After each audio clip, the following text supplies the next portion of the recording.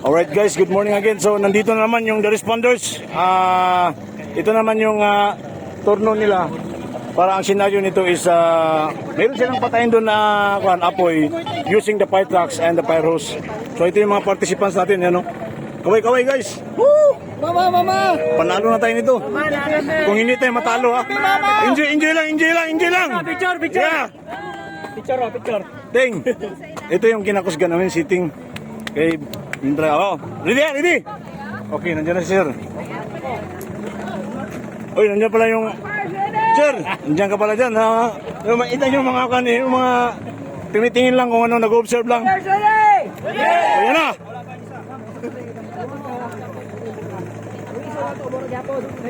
So, andyan na sila. So, habang nagbi-briefing yung ano natin, yung committee. So, guys, nandito na ako. Sige.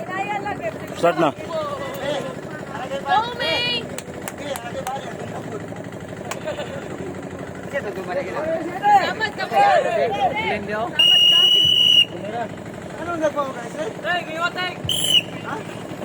So, yan na. Nag-start na. Tumakbo na sila. Go! Yan, nagsusukat na sila.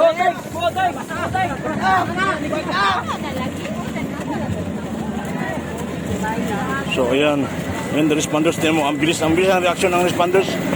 Tingnan mo naman yan, no? Yan, ang kabilis, no? Yan.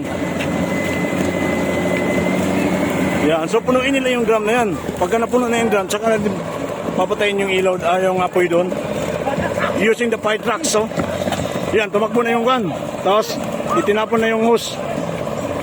Then, ikakabit yung nozzle ng hose doon. Yan, dyan, no? Yan, meron silang target doon. So, ayan, kung napuno nila itong drum na to, magbigay na signal yung umpire na go na at patay na yung ilaw doon. So, ito yung mga kaganapan nito guys, napuno na. So, tinaas na yung green. Then, patayin na yung target. Alright, run! Run!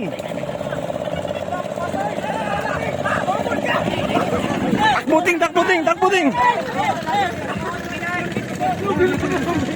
Kuya, kayo mo mga batos na ba? Barangay, paspas ka! So, ayan na. Alright.